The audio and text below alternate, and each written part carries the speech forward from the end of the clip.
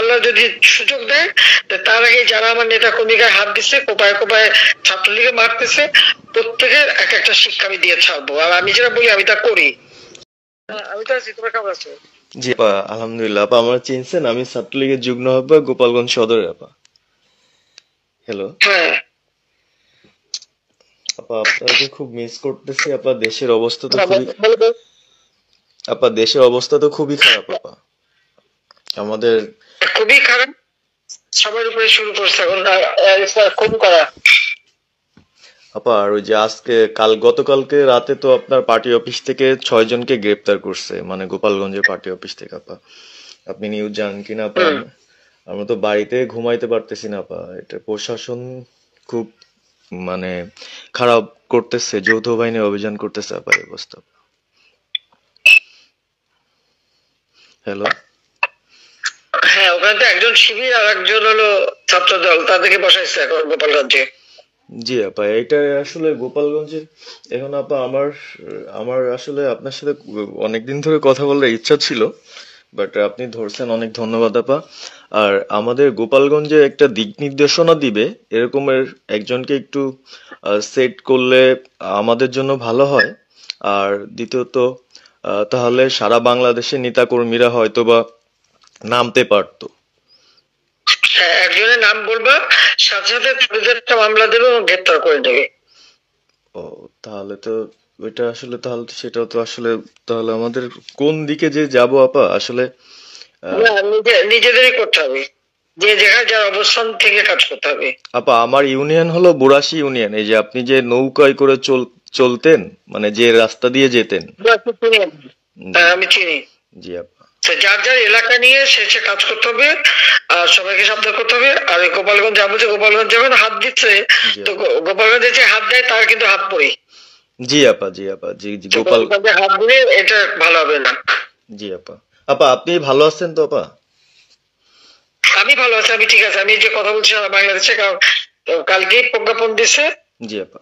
NSI, RAB, DGFI সবাইকে report, IGP কে ডেকে MS বলে দিছে, মানে আওয়ামী লীগের সাবেক এমপি, বর্তমান এমপি, ভবিষ্যতে এমপি হতে পারে, জি আপা, তারা তাদের আত্মীয় স্বজন, আত্মীয় স্বজন, প্লাস যারা কাউন্সিলর, মেম্বার, তারপরে মেয়র, যে যেখানে আছে, এবং তাদের আত্মীয় স্বজন সবাইকে অ্যারেস্ট করতে বলছে। তোরা কত করবে সেটাই তো কথা।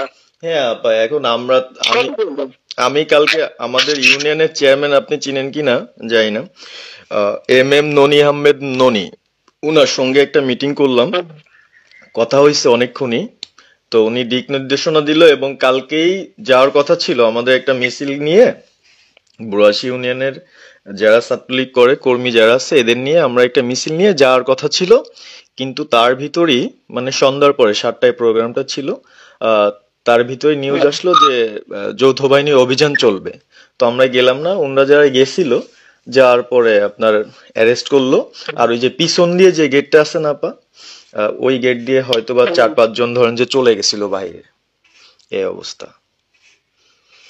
আর আমাদের যারা আসলে আমরা দলকে ভালোবাসি, আপনাকে ভালোবাসি, সংগঠনটাকে সুন্দরভাবে সচ্ছল রাখার চেষ্টা করতেছি, এদের খুব ডিস্টার্ব করতেছে খুবই। আপনার যেদিন জন্মদিন ছিল ওই দিন আমরা আমাদের ছোট ভাইদের দিয়ে, বঙ্গবন্ধু কলেজের ওদের দিয়ে আপনার অনুষ্ঠানটা ওরা করতেছিল, কেক কাটছিল, এর ভিতরে ওসি নিজে এসে ওদের কলার ধরলো।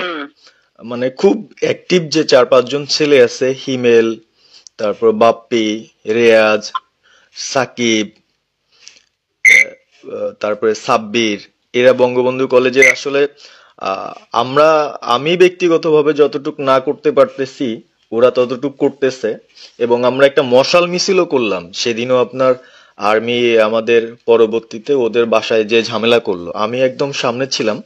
আমি আপনার ওই ছবিটা পাঠাইছি, আপনি দেখছেন হয়তোবা। আর প্রত্যেকটা মিছিল মিটিং ইনশাল্লাহ আপা থাকি, কিন্তু এলাকার এমন একটা পরিস্থিতি সৃষ্টি হচ্ছে, সেটা হলো আপনার 75 পরবর্তীতে যেভাবে মানুষজন ভয় পাচ্ছিল, সেই জিনিসটা আপা সবাই করতে চাচ্ছে, মানে জোর করে আসো আমাদের দলে যোগ দাও।